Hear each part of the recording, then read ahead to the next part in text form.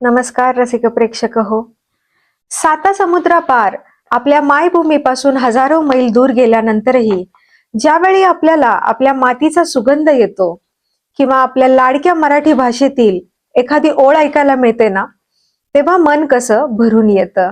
कॅनडासारख्या देशात जिथे इंग्रजी आणि फ्रेंच भाषेचा बोलबाला आहे, तिथे मराठी नाटकांची नांदी घुमवणं आणि मराठी सिनेमांचे पडदे उघडणं हे सोपं काम नक्कीच नव्हतं.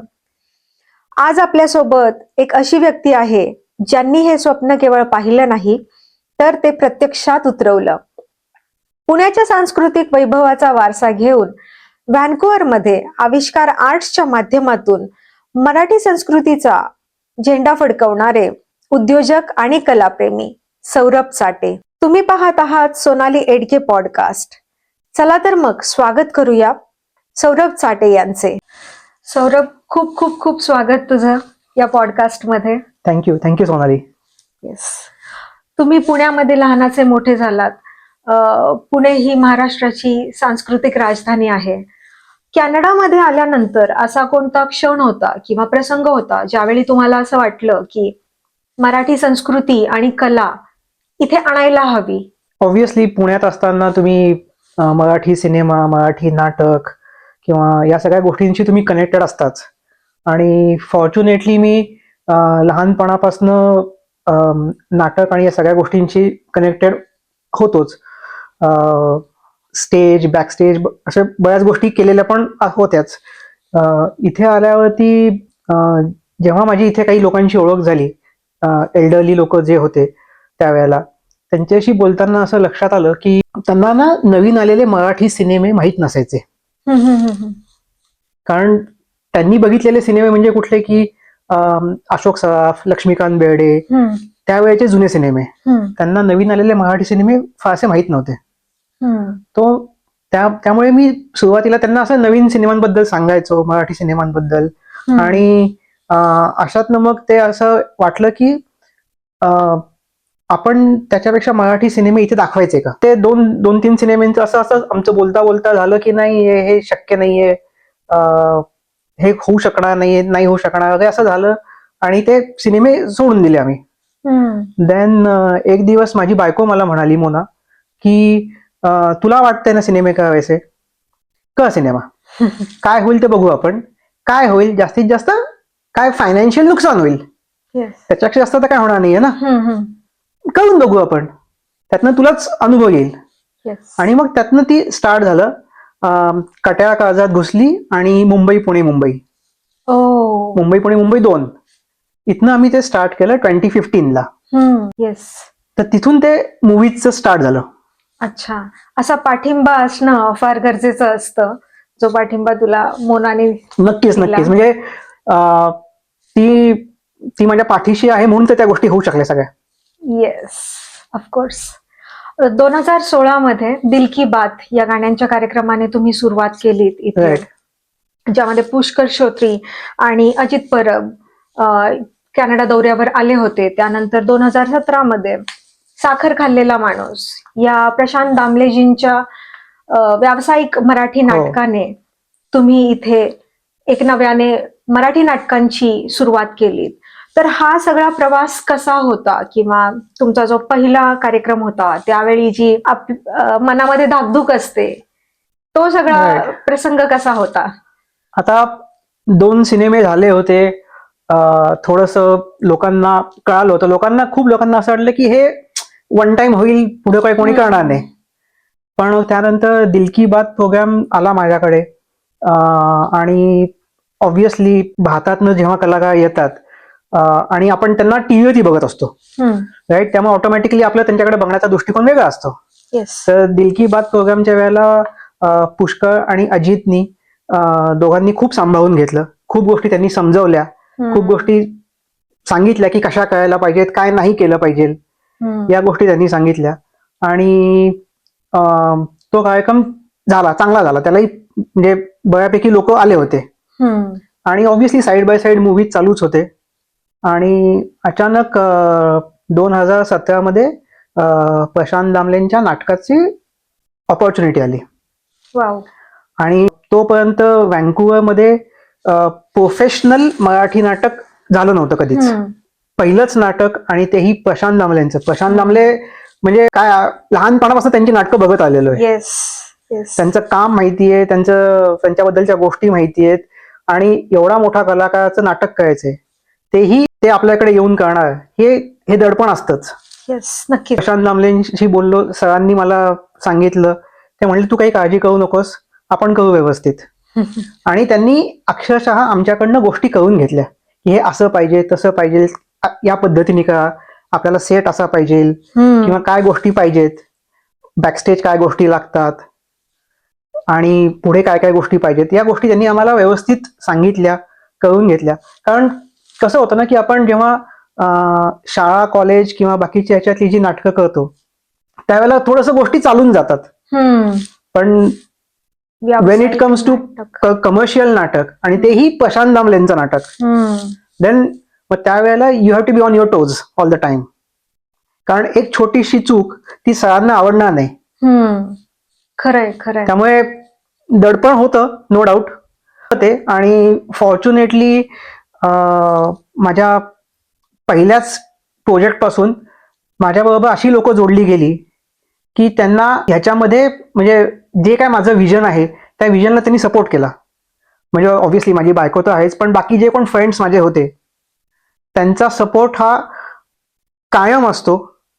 आणि ते त्यांना माहिती आहे की काय गोष्टी करायला लागतात, काय गोष्टी करायला लागत नाहीत, आणि ते नेहमीच त्या पद्धतीने काम केलं जातं आमच्या सगळ्यांकडून. म्हणजे हे माझं एकट्याचं नाहीये, हे पूर्ण टीमचं कौतुक आहे. येस, नक्कीच नक्कीच. अजून एक, आता तू विषय काढलास तर तुला एक गंमत सांगतो. जेव्हा आम्ही प्रशांत दामलेंचं नाटक अनाऊन्स केलं पहिलं, साखर खाल्लेला माणूस, त्यावेळेला ना मला काही लोकांचे फोन किंवा मेसेजेस आले. त्यांनी मला विचारलं की नक्की प्रशांत दामले येणार आहेत ना. त्यांना असं वाटत होतं की पोस्टरवरती प्रशांत दामलेंचं नाव दिसतंय, पण इथले लोकल कलाकार तर काम करणार नाही आहेत ना. पण आपल्याकडे प्रोफेशनल नाटक नव्हतं झालं कधीच. Yes yes. मला त्यांना सांगायला लागलं नाही, प्रशांत दामलेच येणार आहेत, त्यामुळे तुम्ही काळजी करू नका. येस, ती उत्सुकता नक्कीच सर्वांच्या मनात असते. कारण की जर आधी काहीच शो झालेले नसतील असे आणि तुम्ही असा प्रयत्न केला, खूपच उल्लेखनीय आहे हे सगळं. त्या नाटकाची अजून एक गंमत आहे, साखर खाल्लेला माणूस. त्या नाटकाचे 3 दिवसामध्ये 4 शो केले प्रशांत सरांनी, ऑल ओव्हर कॅनडा. वाव. म्हणजे फ्रायडे नाईट त्यांनी कॅल्गरी केला, सॅटर्डे मॉर्निंग त्यांनी एडमंटन केला, सॅटर्डे नाईट आपल्याकडे होता, आणि संडेला टोरंटोचा शो होता. वाव. म्हणजे विच इज व्हेरी डिफिकल्ट. म्हणजे खूप कट टू कट होत्या सगळ्या गोष्टी. कारण तुम्हाला शो वेळेवरती चालू झाला पाहिजे, वेळेवर संपला पाहिजे, कारण फ्लाईट्स पकडायच्या आहेत, पुढच्या सगळ्याच गोष्टी आहेत. कडचं जे टायमिंग होतं ते खूप कट टू कट होतं. म्हणजे आपल्याकडे ते येणार होते काहीतरी संध्याकाळी 5-5:30 वाजता, 7 वाजताचा शो होता, आणि त्यांचं रात्री 11 वाजता फ्लाईट होता. म्हणजे आपल्याला तो शो ऍक्च्युली 9:30ला शो कुठल्याही परिस्थितीत संपायला पाहिजे होता. कारण 9:30ला शो संपला की त्यांना 10:15 पर्यंत एअरपोर्टला सोडायचं. तर शोच्या 2 आठवडे आधी आम्ही टीमनी थिएटर पासून, सॅटर्डेलाच, कारण सॅटर्डे शो होता आपला, थिएटर पासून ते एअरपोर्टला जायला किती वेळ लागतो हे आम्ही स्वतः गाड्या घेऊन बघितलं. कारण आम्हाला माहिती होतं की 9:30ला जर शो संपला तर आपल्याला तिथून एअरपोर्टला पोहोचायला किती वेळ लागेल. आणि सॅटर्डेला आम्ही मुद्दाम 2 सॅटर्डे आम्ही गोष्टी करून बघितल्या. कारण आम्हाला ते माहिती पाहिजे होतं की एक आयडिया येते की ठीक आहे, आज 20 मिनिटं लागली, उद्या 25 मिनिटं लागली, तर साधारण आपल्याला किती वेळ लागू शकतो. आणि हा जो काइंड ऑफ अभ्यास, किंवा अभ्यास नाही म्हणणार मी, पण हे जे काय आम्ही केलं ना, ते त्यानंतर संकर्षणनी कुठल्या तरी मॅगझिन मध्ये एक आर्टिकल लिहिलं होतं. त्या आर्टिकलमध्ये त्यांनी ही गोष्ट लिहिली होती की आम्ही कलाकार तर करतोच, म्हणजे प्रॅक्टिस सगळी, पण ऑर्गनायझर पण एक वेगळ्या प्रकारची प्रॅक्टिस करतात. Yes yes. आणि ही गोष्ट अजूनही संकर्षण आणि दामले सर, शुभांगी मॅडम यांच्या लक्षात आहे की काय पद्धतीने तुम्ही त्या गोष्टी मॅनेज केल्या त्यावेळेला. येस, खरंय. स्टेजच्या मागे अशा प्रकारची कॅल्क्युलेशन्स, लॉजिस्टिक, हे सगळं सांभाळणं एक तारेवरची कसरतच असेल.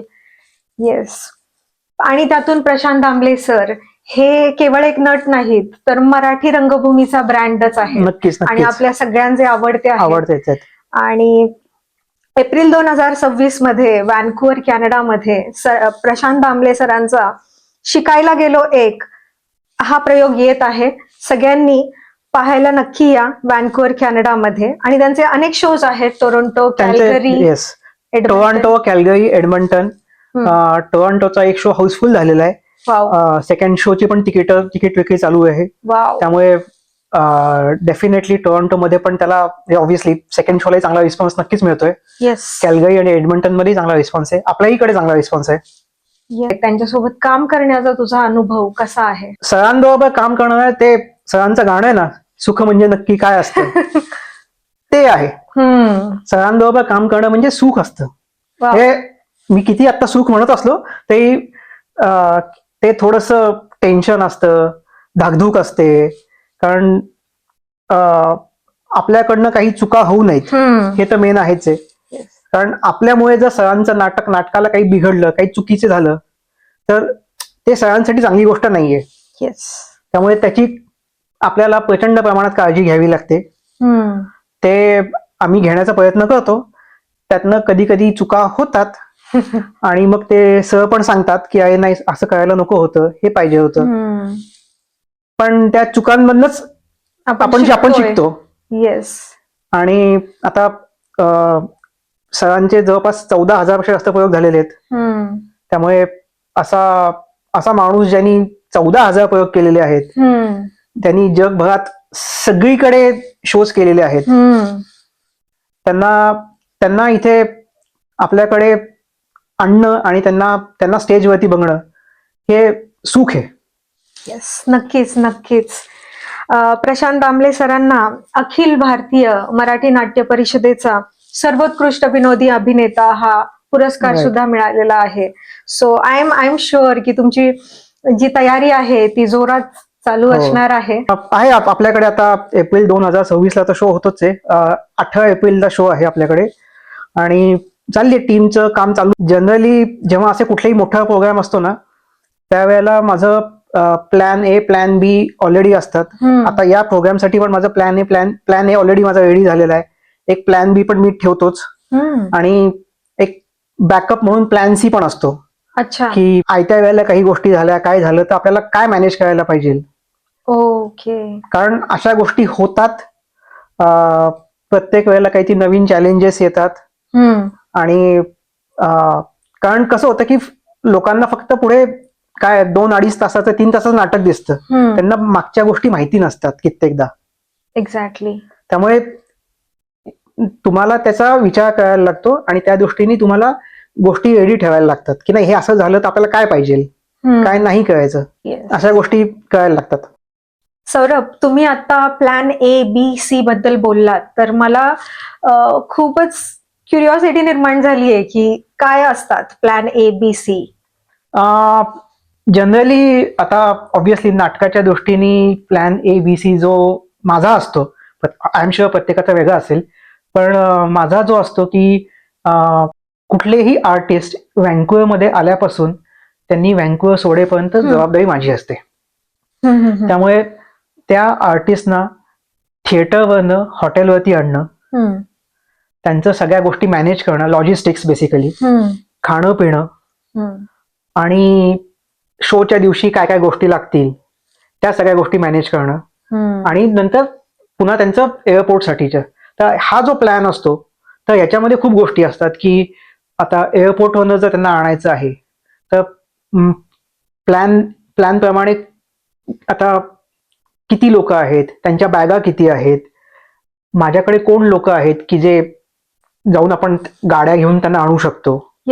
तर हा जो प्लॅन असतो तर याच्यामध्ये ऑब्व्हियसली कित्येकदा असं म्हणजे हेही होऊ शकतं आणि असं कधी कधी झालेलं पण आहे की आयत्या वेळेला माझ्या टीम मधलं कोणी अवेलेबल नाहीये, काही फॅमिली इश्यू झाला आहे, व्हॉट एव्हर.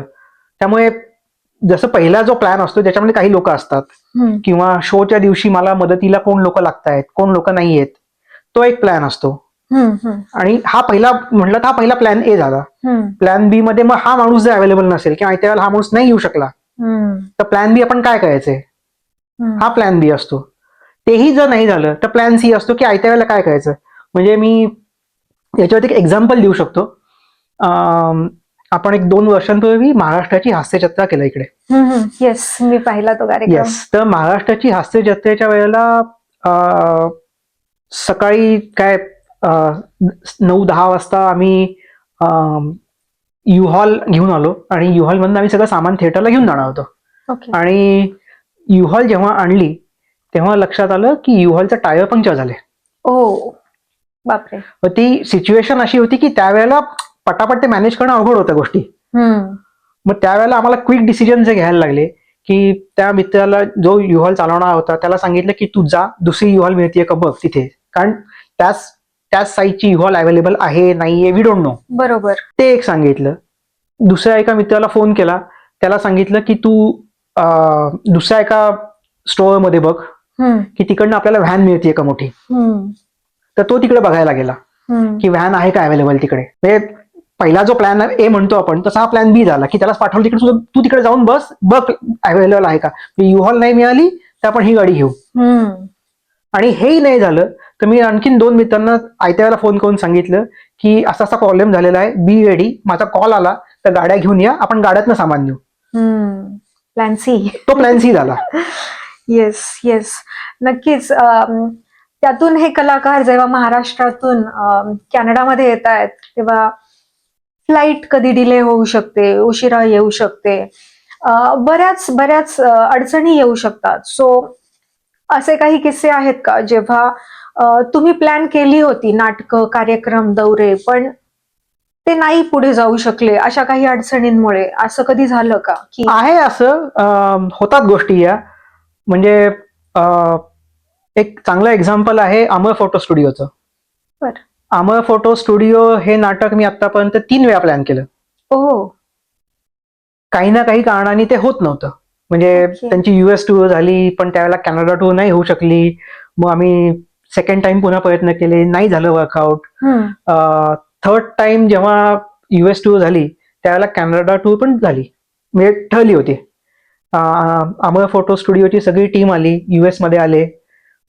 त्यांचे US मध्ये 3 शोज झाले आणि त्यानंतर कोविड चालू झालं. कोविड चालू झाल्यामुळे सगळं बंद. ती टीम तिकडे अडकली आणि सगळे रिस्ट्रिक्शन्स लागले इकडे पण. त्यामुळे ते आम्हाला शो सगळे कॅन्सल करायला लागले. आणि बापरे. त्यावेळेला तो जो एक काइंड ऑफ सेटबॅक बसतो ना तो खूप मोठा असतो. पण ठीक आहे, it's a part and parcel. कारण काय, आपण कोविडच्या ह्याच्यात कोणीच काही करू शकत नव्हतं. खरंय. त्यामुळे त्यांचं फ्लाईट्सचे तिकीट्स बुक झालेले असतात, त्यांचे हॉटेल झालेले असतात, थिएटर्स झालेले असतात. म्हणजे तुम्ही त्याप्रमाणे कित्येक गोष्टी तुम्ही इन्व्हेस्ट केलेल्या असतात. म्हणजे ठीक आहे, पैसे तर आहेतच पण तुम्ही पण त्याच्यामध्ये काय मेंटली पण इन्व्हॉल्ड असता एखाद्या प्रोजेक्टमध्ये. बरोबर. तर ते अचानक सगळं थांबतं, काही करता येत नाही. ती एक आठवण आहे. आणि असे कित्येक प्रोजेक्ट्स आहेत की ज्याच्यावरती मी कामं करत होतो. पण अनफॉर्च्युनेटली काही ना काही कारणाने ते प्रोजेक्ट्स होऊ शकले नाहीत. कारण असतात, म्हणजे खूप कामं एका वेळेला चालू असतात, पण जोपर्यंत तो प्रोजेक्ट त्या लेव्हलला पोहोचत नाही फायनल पर्यंत तोपर्यंत लोकांनाही कळत नाही. पण आम्हाला ऑब्व्हियसली काम करत असल्यामुळे आम्हाला माहिती असतं किती प्रोजेक्ट आहेत. म्हणजे लोकांना दिसताना एक दिसतो पण मागे 8-9 प्रोजेक्टचं काम चालू असतं ऍट द सेम टाइम. अच्छा. खरंय, कोविडमुळे खूप साऱ्या गोष्टी विस्कळीत झाल्या. पण आता आपण पुन्हा नव्याने सर्वांनी सुरुवात केलेली आहे.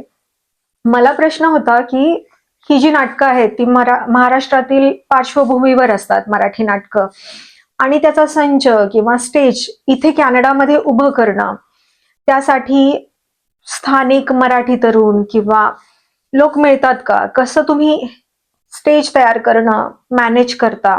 ती जी पडद्यामागची कसरत असते ती कशी असते त्याबद्दल आम्हाला जाणून घ्यायला नक्की आवडेल. ऑब्व्हियसली जसं आपण मुंबई पुण्यामध्ये नाटक बघतो तसा स्टेज कम्प्लिटली इथे होत नाही. त्यामुळे त्या कलाकारांनाही आयडिया असते की बाहेरच्या शोजला जेव्हा आपण जातो त्यावेळेला कशा पद्धतीचा सेट असेल. पण त्याच्यामध्ये अजून एक अशी गोष्ट असते की इथे प्रत्येक थिएटरचा साईज वेगळा असतो. बरोबर. काही थिएटर्स मोठे असतात, काही थिएटर्स छोटे असतात. हम्म, त्यामुळे तशा पद्धतीने तुम्हाला सेट डिझाईन करायला लागतो. हम्म. अजून एक चॅलेंजिंग गोष्ट असते की आपल्याकडे जे मुंबई पुण्यामध्ये जे चेंजिंग रूम असतात त्या एकदम जवळ असतात थिएटर पासून, हा. स्टेज पासून म्हणजे बेसिकली. येस. त्यामुळे त्यांचे क्विक चेंजेस जे असतात ते आतमध्ये जाऊन पटकन करून येतात. त्या उलट इथे नसतात. ओ. इथे तुम्हाला चेंजिंग रूम्स पटकन साईडला बनवायला लागतात. हम्म. तर ते आम्हाला बनवायला लागतात दरवेळेला. आम्ही जेव्हा कलाकारांशी बोलतो किंवा नाटकाचे कोण निर्माते असतील किंवा मेन कलाकार असतील, जेव्हा आम्ही त्यांच्याशी बोलतो, ऑब्व्हियसली त्यांना पण ती आयडिया असते, कारण सगळे कलाकार बाहेर गेलेले असतात, त्यांना माहिती असतात गोष्टी की बाहेरचे सेट कसे असतात. सेट बाहेरच्या दृष्टीने सेट मॉडिफाय केला जातो, हम्म, बऱ्यापैकी सिम्पल केला जातो सेट. हम्म. पण ज्या बेसिक रिक्वायरमेंट्स आहेत सेटसाठी त्या तर ऑब्व्हियसली फॉलो करायलाच लागतात. बरोबर. आणि तो अख्खा सेट तिथे उभारणं ही एक थोडंसं काय म्हणतात ते एक चांगलं काम असतं, कारण ते चांगलं दिसलं पाहिजे. येस. कारण लोक येत आहेत ते कलाकारांसाठी येत आहेत, त्या नाटकासाठी येत आहेत. त्यामुळे तुम्हाला आपल्याकडून आपण त्यांना व्यवस्थित सगळं देऊ शकतो हे बघायला पाहिजे. येस, नक्कीच नक्कीच. तुम्ही खूपच छान काम करत आहात. मला नक्कीच सांगायला आवडेल, मी आविष्कार आर्ट्स तर्फे व्हॅन्कुव्हर मध्ये जे नाटक सिनेमे प्रस्तुत केले जातात ते अटेंड करते, आणि मी ज्यांनी अजून अटेंड नाही केलेत कार्यक्रम त्यांना नक्की सांगेल की अनेक नवीन प्रोजेक्ट्स सौरभ आविष्कार आर्ट्स द्वारे घेऊन येत आहे. तर नक्की नक्की मराठी अस्मितेचा आस्वाद घ्यायला तयार राहा. सौरभ, तुम्ही महाराष्ट्राची हास्य जत्रा, भाडीपा, अभंगवारी असे अनेक अनेक कार्यक्रम केले. रिजनल कॉमेडी आणि डिजिटल कंटेंट याकडे बघण्याचा परदेशातील भारतीयांचा दृष्टिकोन बदलला आहे असं तुम्हाला वाटतं का? मला नाही वाटत असं, कारण शेवटी कितीही म्हणलं तरी ठीक आहे. आता भाडीपा तर युट्यूब चॅनल पासून स्टार्ट केलं त्यांनी, किंवा महाराष्ट्राची हास्य जत्रा आपण टीव्हीवर बघतो. येस. पण जेव्हा जो लाईव्ह शो असतो ना, लाईव्ह शोचं हे खूप वेगळं असतं. आणि लाईव्ह शोला मिळणारा रिस्पॉन्स आणि लोकांना लाईव्ह शो बघण्याचा आनंद हा जो आहे ना, हा खूप वेगळा आहे. टीव्हीवरती बघणं वेगळं आणि लाईव्ह शो बघणं वेगळं. जेव्हा महाराष्ट्राची हास्य जत्रा जेव्हा आपण टीव्हीवरती 1 तास बघतो, ज्याच्यामध्ये त्यांचे काय 4-5 स्किट्स असतात. हो. पण जेव्हा तोच लाईव्ह शो इथे 3.5 तास चालतो, आणि जेव्हा तुमच्या आवडीचे कलाकार तुमच्या समोर परफॉर्म करतायत किंवा प्रेक्षकांमधनं एंट्री घेत आहेत, हा जो आनंद आहे ना, हा आनंद लोकांना खूप आवडतो. येस. त्यामुळे OTT किंवा डिजिटल ह्याच्यामुळे मला नाही वाटत असं खूप काही फरक पडत असेल लाईव्ह शोला, कारण लाईव्ह शोचा ऑडियन्स हा खूपच वेगळा आहे. येस. महाराष्ट्रातून जेव्हा कलाकार इथे येतात तेव्हा त्यांच्यासोबतचा काही मजेशीर किस्सा किंवा अविस्मरणीय किस्सा तू सांगू शकतोस का? मजेशीर किस्सा असं काही मला एकदम आठवत नाहीये, पण आजपर्यंत जे जे कलाकार माझ्याकडे येऊन गेलेत, म्हणजे पुष्कर, अजित असतील किंवा प्रशांत दामले सर तर 2दा येऊन गेले, तर तिसऱ्यांदा येत आहेत. सोनाली कुलकर्णी, सारंग साठे, हास्य जत्रेतले सगळे कलाकार, आत्ता आलेले प्रसाद खांडेकर आणि सगळी त्याची टीम नाटकासाठी, महेश काळे, त्यांना अनुभव खूप चांगला आहे. थोडंसं कधी कधी होतं की लोकांना असं वाटतं की अरे आम्हाला कलाकारांना भेटता येत नाहीये शो झाल्यानंतर. पण काही वेळेला गणित वेगळी असतात, त्यांच्या इमिजिएटली फ्लाईट्स असतात, त्यांना शक्य नसतं, त्यामुळे ते भेटू शकत नाहीत. हे एक असतं. पुन्हा त्याच्यामध्ये अजून एक अशी पण एक गोष्ट आहे की जेव्हा मजेशीर किस्सा म्हणजे जेव्हा आम्ही काय कलाकारांबरोबर असतो शो झाल्यानंतर, किंवा आता एक छोटंसं मी एक्झाम्पल देतो की पुन्हा दामले सरांचंच. दामले सर जेव्हा माझ्याकडे होते, ऑब्व्हियसली ते माझ्या घरी राहिले होते एकदा, आणि त्यावेळेला खूप टेन्शन आलं होतं. दामले सर घरात राहिलेत म्हणल्यावरती, आणि त्यामुळे झोपही लागली नाही. आणि सकाळी मी लवकर उठलो, काहीतरी 6-6:30 वाजता, आणि मी किचनमध्ये गेलो तर तेवढ्यात दामले सर पण आले. मग सरांना मी विचारलं, सर चहा करू का? कर म्हणले. तर चहा करत होतो मी आणि दामले सर, आम्ही 2च जण होतो. आणि त्यावेळेला आमच्या ज्या काही गप्पा झाल्या त्या इतक्या अविस्मरणीय आहेत ना. वाव. आणि त्या कुठल्याही म्हणजे याच्या संदर्भातल्या नाही आहेत, म्हणजे नाटक किंवा त्यांच्या कामासंदर्भातल्या गोष्टी नाही आहेत, त्या वेगळ्याच गोष्टी आहेत. हे असतं. किंवा आता पुष्कळ श्रोती आणि अजित बरोबरच्या ज्या गोष्टी असतील त्या पण इतक्या वेगळ्या आहेत. आता सोनाली कुलकर्णीचं जेव्हा नाटक झालं इथे, त्यावेळेला तिने पण असंच, म्हणजे तिथं हिंदीत तिने एवढी कामं केलेली आहेत, पण खूप चांगल्या पद्धतीने तिने आम्हाला सांभाळून घेतलं. सगळी चांगली कामं, म्हणजे ऑब्व्हियसली ती आमच्या कामावरती खुश होतीच की ज्या पद्धतीने आम्ही आणि आमच्या टीमनी कामं केली ते. किंवा हास्य जत्रेतले सगळे कलाकार, ते पण इतके इतके छान आहेत सगळे कलाकार आणि इतके डाऊन टू अर्थ आहेत. प्रसाद खांडेकरची अख्खी टीम, ज्या पद्धतीने प्रसाद त्याच्या टीमला पुढे घेऊन जातोय ते खूप छान आहे. सारंगकडनं इतक्या गोष्टी शिकलोय मी. ते नेहमीच सगळ्यांकडनं इतक्या गोष्टी शिकायला मिळतात ना, हे खूप आहे. आय एम शुअर या सगळ्या कलाकारांना भेटणं, त्यांच्यासोबत वेळ टाइम स्पेंड करणं खूपच, सगळ्यांसोबतच तुझ्या खूप साऱ्या अविस्मरणीय आठवणी असणार आहेत. राईट. आणि प्रेक्षकांकडूनही खूप भरभरून प्रतिसाद मिळत आहे. तर आय एम शुअर त्यांच्यासोबतही प्रेक्षकांकडूनही तुला खूप छान प्रतिक्रिया प्रेक्षकांकडनं मिळतात, नेहमीच मिळतात. कट्याळ काळजात घुसली हा सिनेमा जेव्हा मी पहिल्यांदा दाखवला, त्यावेळेला मला आपल्याकडच्या एका आजींचा मला फोन आला. त्या मला म्हणाल्या की तो सिनेमा होता डाऊनटाऊन मधल्या एका थिएटरमध्ये. त्या मला म्हणाल्या की अरे तुझा संध्याकाळी 6 वाजता सिनेमा आहे, पण काय आहे ना की त्या आजींच्या मिस्टरांचं, आजोबांचं काहीतरी डॉक्टरांचं काहीतरी हे होतं का, त्यांचं काहीतरी मेडिकल ट्रीटमेंट चालू होती. तर त्या मला म्हणाल्या की आम्हाला सिनेमा बघायचा आहे, पण आम्हाला यायला ना थोडासा वेळ लागेल. ओके. तर काही होऊ शकतं का? मी त्यांना म्हटलं तुम्ही काही काळजी करू नका, तुम्ही या, आपण एक 10 मिनिटं लेट करू शकतो, 10 मिनिटं मी ऍडजस्ट करून घेईन. आणि त्या आल्या, आजोबांना घेऊन आल्या, कारण त्यांना तो सिनेमा बघायचा होता. तर त्यानंतर त्यांनी जे कौतुक केलं ते खूपच चांगलं होतं. आणि आपल्याकडचा जो ऑडियन्स आहे तो इतका चांगला ऑडियन्स आहे, इतके सपोर्टिव्ह लोक आहेत सगळे आपल्या कम्युनिटीमधले. आणि ऑब्व्हियसली मला माहितीये जेव्हा तुम्ही चांगलं काम करता तेव्हा तुमच्या पाठीशी खूप लोक असतात. म्हणजे यंग पासून ते एल्डरली लोक सगळ्यांनी इतका सपोर्ट केला आजपर्यंत, हे नेहमीच करतात. आणि येस, खरंच तू करत असलेलं काम खूपच उल्लेखनीय आहे. यामुळे आमच्यासारख्या मराठी रसिक प्रेक्षकांना, ज्यांना महाराष्ट्राबाहेर किंवा भारताबाहेर जे राहत आहेत, त्यांनाही मराठी नाटकांचा, सिनेमांचा आस्वाद घेता येतो. परदेशात राहून ज्यांना स्वतःसाठी काहीतरी नवीन करायचंय, जसं तू करतोय सध्या, पण काही ना काही आर्थिक कारणांमुळे किंवा कायदेशीर गोष्टींमुळे जे घाबरतात, अशा लोकांना, अशा तरुणांना, सर्वांनाच तू काय सल्ला देशील किंवा काय सांगशील? मी काही सल्ला देणं इतका मोठा नाहीये, पण मला एवढंच वाटतं की तुम्हाला जर काही करायचं असेल तर त्याच्यासाठी तुम्ही तुमच्याकडनं 100 नाही 200% प्रयत्न केले पाहिजेत. आणि ज्या काही लिगल गोष्टी आहेत त्या लिगल गोष्टी फॉलो करा. भारतातले कायदेशीर पर्याय आणि कॅनडातले यामध्ये थोडासा फरक नक्कीच असणार आहे. सो आपण त्याचा अभ्यास नक्कीच नीट केला पाहिजे. नक्कीच आवश्यक आहे. येस.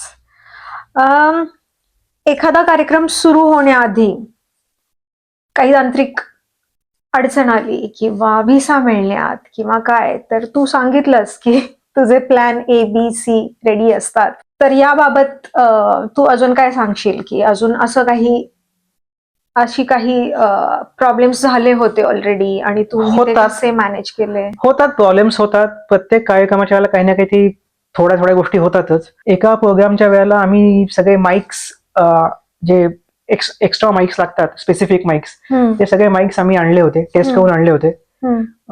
आणि थिएटरमध्ये आल्यावरती असं लक्षात आलं की त्यातले 2 माईक्स चालतच नाहीयेत. वेळ अशी असते की तुला 2 तासात शो चालू करायचा आहे, पण तुझ्या माईक्स चालत नाहीयेत कलाकारांचे.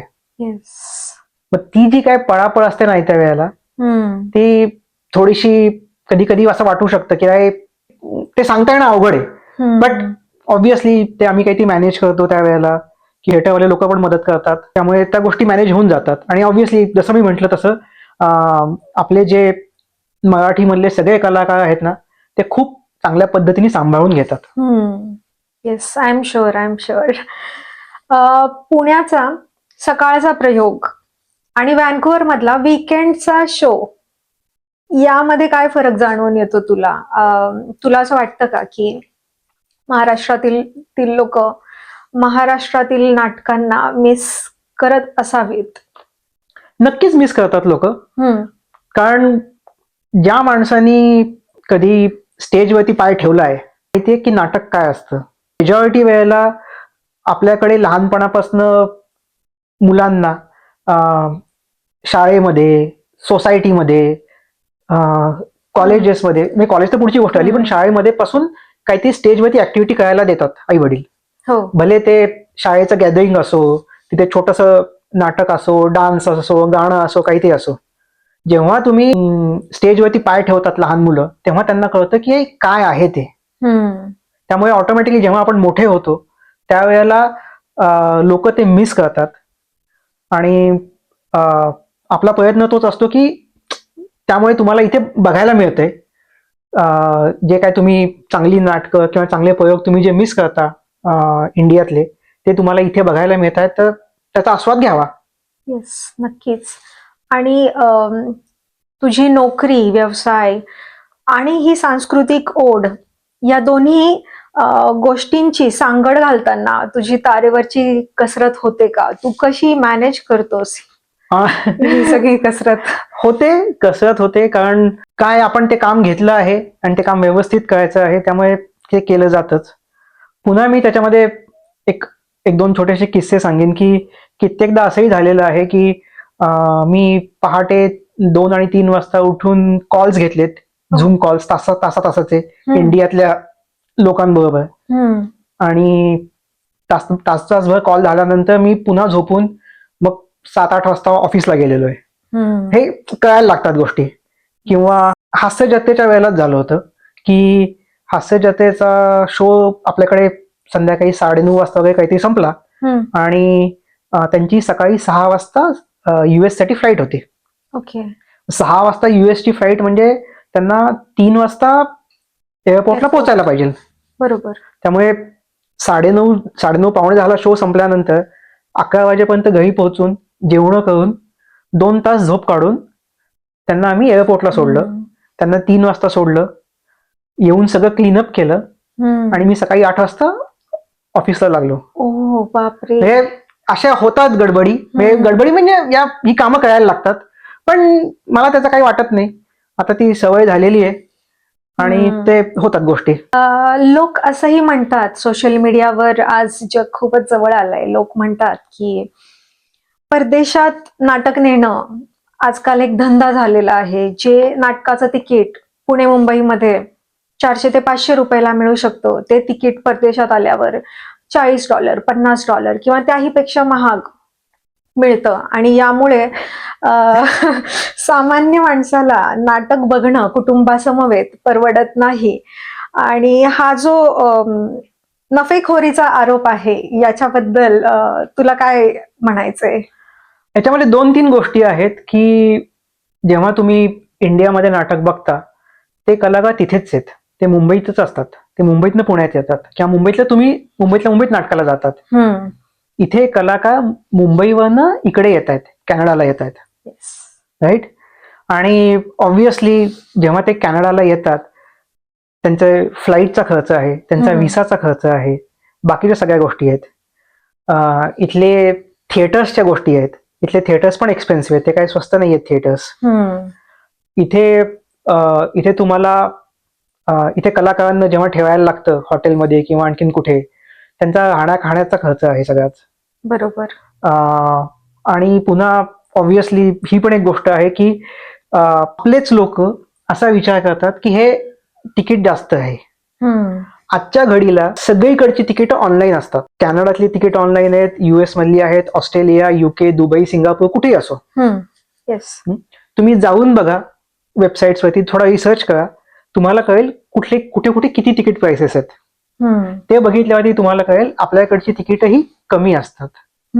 त्याचं मी कारणही सांगतो, कारण मला माहिती आहे ओव्हर द टाइम मला माहितीये की आपल्याकडचा क्राऊड किती तिकिटांसाठी पैसे देऊ शकतो, हे मला माहिती आहे. तिकिटांसाठी किती पैसे देऊ शकतो, म्हणून माझी तिकीट प्राइस तेवढी असते. आणि नफेखोर किंवा धंदा जो म्हणायचा आहे, तर हा ज्याचा त्याचा प्रश्न आहे, त्यांनी धंदा म्हणावा का नाही म्हणावा काय ते. पण Yes. एखादा माणूस आहेत असे, म्हणजे खूप जण आहेत असे हे काम करणारे, असं काही नाहीये. पण एखादा माणूस जर त्याच्यामध्ये 8-8 महिने इन्व्हेस्ट करत असेल, एवढे इन्व्हेस्ट म्हणजे मेंटली आणि फायनान्शियली जर इन्व्हेस्टमेंट करत असेल, आणि जर त्याला त्याच्यातनं थोडेसे पैसे मिळत असतील, तर का नाही मिळावे. हम्म. हे काय कोणी काय हे काय कम्युनिटीसाठी नाही करत, म्हणजे कम्युनिटी इव्हेंट नाहीये हा की जिथे तुम्हाला कमी तिकीट प्राइस ठेवायला लागतं. हम्म. आणि प्लस अजून एक गोष्ट आहे त्याच्यामध्ये की जेव्हा कुठले हिंदीचे शो असतात किंवा बॉलिवूडचे शो आहेत किंवा इंग्लिश शो आहेत, त्यांच्या तिकीट प्राइसेस असतात ना तेवढ्या, येस. तिथे लोक जातातच. येस. मग आपल्याच ह्याला का, आपणच आपल्या ह्याला का कमी लेखतोय. येस. त्याच संदर्भात माझा पुढचा प्रश्न होता की कॅनडामध्ये किंवा परदेशामध्ये इतर ज्या भारतीय कम्युनिटीज आहेत त्या त्यांच्या कलेवर जास्त वेळ पैसा खर्च करतात, पण मराठी माणूस तितका वेळ किंवा पैसा खर्च करत नाही असंही म्हणलं जातं की मराठी माणूस फेसबुकवरती मराठी भाषेचा अभिमान बाळगतो आणि जेव्हा तिकीट काढायची वेळ येते तेव्हा थोडासा विचार करतो, मागे सरकतो. तुला असं वाटतं का? काही प्रमाणात आहे हे, मी असं नाही म्हणणार की असे पण काही लोक असतात. शेवटी ना सगळ्या प्रकारचे लोक आहेत आणि ऑब्व्हियसली प्रत्येकाच्या काहीतरी प्रायोरिटीज असतात ठरलेल्या, नाही असं नाहीये. पण असे पण लोक आहेत, पण ऑपोजिट साईडचे पण लोक आहेत की ज्यांना काहीतरी चांगलं बघायचंय and they are ready to pay. कारण तुम्ही जेव्हा क्वालिटी देता ना, प्रत्येक क्वालिटीसाठी तुम्हाला किंमत लागते. ते आहे, त्यामुळे हा ज्याचं त्यांनी ठरवावं, काहीच बोलू शकत नाही. येस. पण आनंदाची गोष्ट ही आहे की हे जे कार्यक्रम सादर केले जात आहेत, आविष्कार आर्ट्स थ्रू किंवा वेगवेगळ्या शहरांमध्ये कॅनडातल्या किंवा परदेशात, हे शोज हाऊसफुल होत आहेत, ही खूप आनंदाची गोष्ट आहे असं मला जरूर म्हणायला आवडेल. येस, होत आहेत शो, हाऊसफुल होत आहेत, कारण चांगला ऑडियन्स आहे आणि लोकांना चांगल्या गोष्टी बघायच्या आहेत. येस. जेव्हा तुम्हाला चांगल्या गोष्टी बघायच्या असतात ना, तेव्हा तुम्ही नक्कीच त्याच्यासाठी वेळ काढता आणि पैसेही काढता. आपले जे कुठलाही प्रोजेक्ट असतो आपला प्रोजेक्ट हा मिनिमम 4 ते 5 महिने आधी आपण अनाऊन्स करतो. त्याचं कारणच हे असतं की लोकांना ती डेट कळावी, लोकांना माहिती असावं की या डेटला हा प्रोग्राम येतोय आपल्याकडे. लोकांना पण आता जनरली आयडिया आलेली आहे की तिकीट प्राइसेस काय असतात. तर तुमच्याकडे वेळ आहे 4-5 महिने, तर तुम्ही वेळ काढा आणि तुम्ही काय तुम्हाला कार्यक्रमाला यायचं आहे, थोडेसे एक पुढच्या 4 महिन्यात थोडेसे पैसे सेव्ह करा. महिन्याला $10 जरी सेव्ह केले तरी तुमचं एक तिकीट निघतं. नक्कीच. नक्कीच. ते सोपी गोष्ट आहे, म्हणून ते आपण अनाऊन्स करतो आधीपासून. येस. नक्कीच. आपण वळत आहोत रॅपिड फायर राऊंड कडे, जिथे तुला जास्त विचार नाही करायचाय. 1 ते 2 सेकंदात मनात जे काही उत्तर येईल ते तुला लगेच सांगायचंय. ओके. आवडता पदार्थ मिसळपाव, वडापाव, कच्ची दाबेली की पुरणपोळी? वडापाव. एक शब्द आविष्कार आर्ट्सचं वर्णन करायचं झालं तर एक शब्द काय असेल? आम्ही लोकांना जोडतो. परफेक्ट. तुमच्या कामात तुम्हाला सर्वात जास्त प्रेरणा कोणाकडून मिळते? प्रेरणा ही लोकांकडनंच मिळते आणि माझ्या टीमकडनं मिळते. तुम्हाला जर जुन्या किंवा सध्याच्या काळातील कोणत्याही एका मराठी कलाकाराला व्हॅन्कुव्हरमध्ये सादरीकरणासाठी बोलवायचं असेल, जे याआधी नाही आलेत, तर ते कोण असतील? खूप जण आहेत, खूप नाव आहेत. कित्येक प्रोजेक्ट ते प्लॅन करून झालेले नाहीयेत. त्याच्यामध्ये मुक्ता आहे, सुबोध आहे, जसं मी मगाशी म्हणालो अमर फोटो स्टुडिओचं टीम होती सगळी, ते नाही होऊ शकले. खूप आहेत. अच्छा. कॅनडात राहताना पुण्यातील अशी कोणती गोष्ट आहे जी तुम्हाला सर्वात जास्त आठवते? मला सगळ्यात जास्त आठवते की पुण्यातले थिएटर्स. कारण मला स्वतःला प्रचंड नाटकं बघायची सवय आहे. मी जेव्हा जेव्हा इंडियात जातो, आपण जनरली एक 15 दिवस, 20 दिवस, महिनाभर जनरली इंडियात आपण व्हिजिट करतो. महिनाभरामध्ये माझी ऍटलिस्ट 15 ते 20 नाटकं मी बघतो पुण्यामध्ये. बापरे, खरंच? मी बघतो आणि हे गेले कित्येक वर्ष करतोय मी ऍटलिस्ट एक 5-7 वर्ष ती करतोय. 15-20 नाटकं मी बघतो आणि मी कुठलीही नाटकं बघतो. मला सगळ्या प्रकारची नाटकं बघायला आवडतात. आणि पुण्यामध्ये काय टिळक स्मारक असेल, बालगंधर्व असेल, यशवंतराव चव्हाण असेल, हम्म. हे ना जवळजवळ आहेत. येस. त्यामुळे माझं विकेंडचं तेच असतं, एका थिएटरवरनं दुसऱ्या थिएटरला, दुसऱ्यावरनं तिसऱ्या थिएटरला. प्लस त्याच्याच बरोबर प्रायोगिक नाटकं जी होतात, सुदर्शनला असेल, बॉक्सला असेल, श्रीराम लागूला असेल, तिकडे जाऊन मी नाटकं बघतो. मला आवडतात, मला सगळ्या प्रकारची नाटकं बघायला आवडतात. मी जातो, नाटकं बघतो. पाठीमागे जाऊन जे कोण तिथे काम करणारे लोक आहेत, म्हणजे ऍक्टर्स नाही म्हणत मी, तिथले प्रोड्युसर्स असतील, जे ऍक्च्युली लाईट किंवा साऊंडची कामं करणारे लोक असतात, सेट लावणारे लोक असतात, किंवा त्यांचे मॅनेजर्स जे असतात, त्यांच्याशी मी बोलतो. माझ्या शंका त्यांना विचारतो नाटकासंदर्भातल्या किंवा स्टेज संदर्भातल्या. त्यातनं खूप खूप शिकायला मिळतं. नक्कीच, नक्कीच. तुमचं आवडतं मराठी नाटक? खूप आहेत. खूप नाटकं आहेत. असा एक सांगता येणं अवघड आहे, पण खूप आहेत. अच्छा, मला असं वाटतंय की माझ्या पुढच्या 3 प्रश्नांची उत्तरं तुझी हीच असणार आहेत, की खूप आहेत. आवडता मराठी सिनेमा? आवडता मराठी सिनेमा नाही आहेत, ऑब्व्हियसली खूप आहेत. नक्कीच नक्कीच. येस, कारण माझे पुढचेही प्रश्न होते, आवडता मराठी नट? प्रत्येक कलाकार वेगळा आहे, प्रत्येक कलाकाराची स्टाईल वेगळी आहे आणि त्यांची काम करण्याची पद्धत जी आहे ती त्या कलाकृतीमधून आपल्याला दिसते, त्यामुळे आहेतच. येस. आविष्कार आर्ट्सच्या बॅनर खाली तुम्हाला भविष्यात काय साध्य करायची इच्छा आहे? मी असं खूप पुढचा विचार नाही करत की मला हे साध्य करायचंय ते साध्य करायचंय. जे मी आता काम कंटिन्यू करतो आहे ते काम ऑब्व्हियसली चालू राहीलच. बरेच प्रोजेक्ट पाईपलाईन मध्ये आहेत.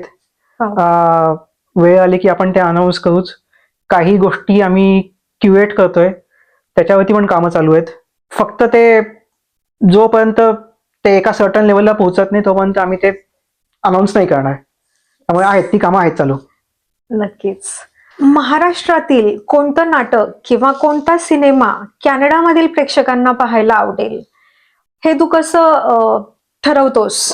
एक तर पहिली गोष्ट असते की एखादं नाटक असेल किंवा एखादा लाईव्ह शो असेल, तो आपल्याकडच्या ऑडियन्सला किती आवडेल याचा आता अंदाज आलेला आहे.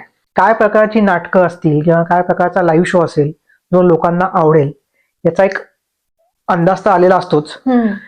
सिमिलरली त्या शोला मुंबई पुण्यात कसा रिस्पॉन्स मिळतो हे फाइंड आउट करतो. कित्येकदा इंडस्ट्रीमधल्या मित्रांकडनं गोष्टी विचारतो, त्यांच्याकडनं गोष्टी कळतात की शोज ते नाटक कसं आहे किंवा त्याला कसा रिस्पॉन्स मिळतो आहे. सिमिलरली तो प्रोग्राम आणखीन कुठे कुठे झालेला आहे, म्हणजे अमेरिकेत झालाय, ऑस्ट्रेलियात झालाय, UK, Germany, Dubai, Singapore, Japan कुठे झालाय आणि तिकडे काय रिस्पॉन्स आहे, ह्याच्यावरनं आयडिया येते की हा प्रोग्राम आपल्याकडे आवडू शकतो का नाही.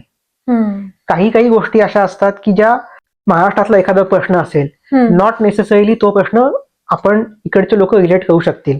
बरोबर. ही गोष्ट कित्येकदा सिनेमांच्या बाबतीत होते. सिनेमे तर माझ्याकडे महिन्याला 2 ते 3 सिनेमांच्या गोष्टी विचारल्या जातात की आमचा सिनेमा दाखवा, आमचा सिनेमा दाखवा म्हणून. बर. पण तो सिनेमा इथे होऊ शकेल का, तो इथे लोकांना आवडेल का, हा विचार करायला त्यांना विचारतो, त्यांच्याकडनं फीडबॅक घेतो की तुम्हाला कसं वाटतंय. आणि जसं मी म्हणालो, मी जेव्हा इंडियात असतो तेव्हा मी बघतोच, मला स्वतःला काय वाटतंय नाटकं बघून. आणि एखादं नाटक किंवा एखादा लाईव्ह शो, सिनेमा इथे महाराष्ट्रातून कॅनडात घेऊन येण्यापर्यंत ही पूर्ण प्रोसेस काय असते, कशी असते? ही प्रोसेस मोठी असते, कारण त्याच्यामध्ये ना खूप कामं असतात. म्हणजे एखादा प्रोजेक्ट, जसं आता आपण सॉफ्टवेअरमध्ये जर काम करत असो तर सॉफ्टवेअरमध्ये एखादा प्रोजेक्ट जर करायचा असेल तो कशा पद्धतीने केला जातो तशाच पद्धतीने होतो काइंड ऑफ. प्रोजेक्ट ठरलाय, प्रोजेक्ट फायनल झालाय, प्रोजेक्ट फायनल झाल्यावरती आम्ही थोडंसं अजाईल पद्धतीने काम करतो. अच्छा, स्प्रिंट्स आपण स्प्रिंट्स म्हणू शकतो. थोडंसं अजाईल पद्धतीने काम करतो की माझ्याकडे आता प्रोजेक्ट आहे, काय शिकायला गेलो एक नाटक आहे, हे कधी ठरलं आहे, तर त्यानंतर मला कधी कधी काय काय कामं करायची आहेत, हे टिपिकल अजाईल पद्धतीने माझ्या गोष्टी ठरलेल्या असतात. माझे पुढच्या 15 दिवसामध्ये काय काय गोष्टी होणार आहेत, हम्म, माझी पब्लिसिटी कधी कधी जाणार आहे, काय काय जाणार आहे, हम्म, मला कशा प्रकारची पब्लिसिटी करायची आहे, हम्म. मला माझी टीम कशी बिल्ड करायची आहे, मला बाकीच्या गोष्टी कशा मॅनेज करायच्या आहेत, या गोष्टी माझ्याकडे लिहून ठेवलेल्या असतात. या गोष्टी मी तशा फॉलो करतो. ऑब्व्हियसली आता अजाईल मध्ये सगळी टीम असते, इथे मी Yes. एकटाच असतो, पण अच्छा. त्या पद्धतीने थोडीशी कामं केली जातात. हम्म, आणि जे माझे क्लोज वन्स आहेत, माझे मला मदत करणारे जे लोक आहेत, प्लस माझे काही मेंटॉर्स आहेत, काही मेंटॉर्स इकडे आहेत, काही मेंटॉर्स इंडियात आहेत, ते मला गाईड करतात, हे असं कर तसं कर. तर तशा पद्धतीने त्या गोष्टी केल्या जातात. आणि मला अजून एक गोष्ट सांगायला आवडेल, जसं आपल्या सॉफ्टवेअरमध्ये असतं की एखादा प्रोजेक्ट झाल्यानंतर आपण त्याचं रेट्रोस्पेक्टिव्ह करतो, हो. सेम पद्धत आम्ही करतो. अच्छा. एखादा प्रोजेक्ट माझ्याकडचा झाला, नाटक झालं, एखादा शो झाला, ते लोक गेले की मी, माझी बायको आणि माझे जे काही माझी टीम मधले लोक असतील, आम्ही एकत्र बसतो. मी प्रत्येकाचा फीडबॅक मागतो हम्म. की काय वाटतंय की आपण इथे काय चुकलोय या प्रोजेक्टमध्ये. चांगल्या गोष्टी सगळेच सांगतात, चांगल्या गोष्टी सगळ्यांनाच माहिती असतं, येस. पण आपण काय चुकलो आणि आपण काय करायला पाहिजे होतं, हम्म. हे दरवेळेला मी सगळ्यांकडनं फीडबॅक घ्यायचा. लोकांकडनं मी फीडबॅक मागवतो, खूप लोक फीडबॅक देतात आणि आपल्याकडे लोक खूप चांगले आहेत, लोक बिनधास्त बोलतात, त्यामुळे मला काही प्रॉब्लेम नाही. आणि मला मला स्वतःला आवडतं की लोकांनी ओपन कम्युनिकेशन ठेवावं. येस. पाठीमागे बोलण्यापेक्षा तुम्ही डायरेक्टली बोला, मी तुमच्या समोर आहे, माझा नंबर आहे तुमच्याकडे, आपण समोरासमोर बसू, कॉफीसाठी बसू, तुम्ही मला सांगा की सौरभ या कार्यक्रमात हे चुकलं, ठीक आहे, मी ऍक्सेप्ट करतो. पण ऍटलिस्ट त्यातनं आपल्याला पुढे जाता येईल, आपण त्या चुका अवॉइड करूयात. येस, ती एक शिकण्याची संधी शिकण्याची आहे. आहे. त्या चुका अवॉइड करू आणि नवीन चुका करू.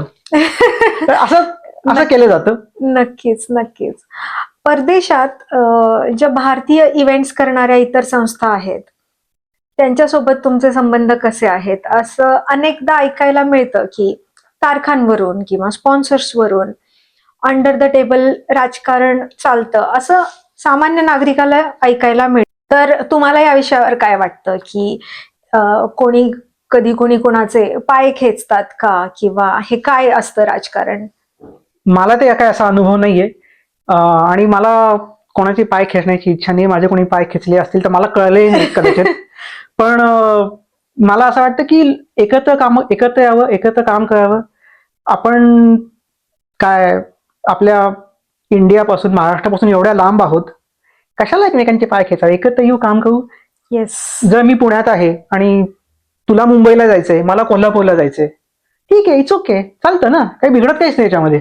म्हणून काय आपण एकमेकांनाही कशाला करायचं. शक्य असेल तर एकत्र येऊ, काम करू, नसेल शक्य, लेट्स मूव्ह ऑन, येस. पुढच्या वेळेला काम करू, त्यात काय एवढं. नक्कीच. आणि माहित नाही मला, असं जर कोणी करत असतील तर मला ते माहित नाहीत, लोक कोणी असं करतात की नाही. माझे सगळ्यांशी संबंध चांगले आहेत, मला काही प्रॉब्लेम नाही कोणाशी काम करायला. That's wonderful. आणि येस, मराठी संस्कृतीचा, कलेचा झेंडा परदेशांमध्ये फडकत आहे अभिमानाने. याचा सर्वांनाच अभिमान आहे, आनंद आहे. तुझ्या या सहकार्याबद्दल, आविष्कार आर्ट्स ची जी कामगिरी आहे त्याबद्दल तुमचे खूप खूप खूप कौतुक आणि आभार. Thank you very much Sonali. Thank you. मला अजून एक गोष्ट सांगायची आहे की जेव्हा आपण एखादा प्रोजेक्ट करत असतो, एखादं काम करत असतो, तर त्यावेळेला ना मतभेद होतात, टीम मध्ये मतभेद होतात, होऊ शकतात, नक्कीच होऊ शकतात. माझ्या बाबतीमध्ये होतात, म्हणजे माझ्या टीम बरोबर खूप भांडणं होतात, कारण माझ्या डोक्यात काहीतरी प्लॅन असतो एखाद्या प्रोजेक्ट बद्दल की हे असं एक्झिक्यूट व्हायला पाहिजे, आणि जर ते नाही झालं तशा पद्धतीने तर मी खूप चिडचिड करतो. आजपर्यंत माझ्याबरोबर ज्या लोकांनी कामं केलेली आहेत, म्हणजे माझ्या टीम मधले, कलाकार नाही म्हणत मी, माझ्या टीम मधल्या लोकांना माहिती आहे की मी त्यावेळेला कुठल्या टेन्शन मध्ये असतो किंवा काय माझ्या डोक्यात चालू असतं. मला जे हवंय ते मला हवं असतं तिथे. त्यामुळे सगळे लोकांना आता माहिती आहे, ती कामाची पद्धत आहे माझी, कदाचित चुकीची पण असेल, मला माहित नाही, पण तशा पद्धतीने मी आणि माझी टीम काम करतो. ऑब्व्हियसली जेव्हा एखादा प्रोजेक्ट संपतो त्यावेळेला ते मला, मी जे काही बोललो असेल त्यांना, तर ते आम्हाला उलट बोलतात, पण त्या प्रोजेक्टमध्ये कोणी काही बोलत नाही. ऑब्व्हियसली त्या टीम शिवाय तर काम होऊ शकतच नाही. नक्कीच, नक्कीच. टीमवर्क आणि पडद्यामागील अशा अनेक करामती, कसरतींमुळे असे अनेक अनेक व्यावसायिक कार्यक्रम तुम्ही करत आहात. थँक्यू सो मच मराठी लोकांपर्यंत ही सगळी संस्कृती, कला महाराष्ट्रातून कॅनडात वेगवेगळ्या सिटीजमध्ये आणण्यासाठी. Thank you again. थँक्यू. सौरभ, आविष्कार आर्ट्सद्वारे आज सातासमुद्रापार मराठी नाटकांची घंटा वाजतीये. ही खूप अभिमानास्पद गोष्ट आहे. एप्रिल 2026 मध्ये होणाऱ्या शिकायला गेलो एक या प्रयोगासाठी आणि तुमच्या भविष्यातील सर्व उपक्रमांसाठी तुम्हाला सोनाली एडके पॉडकास्ट तर्फे खूप खूप खूप शुभेच्छा. Thank you very much Sonali. आणि मला आज तुझ्याशी बोलून खूप छान वाटलं. आणि तू हा जो नवीन पॉडकास्टचा उपक्रम चालू केला आहे त्यासाठी खूप खूप शुभेच्छा. Thank you so much Saurabh. आविष्कार आर्ट्समुळे आज सातासमुद्रापार मराठी नाटकांची घंटा वाजतीये हे पाहून खूप अभिमान वाटतो.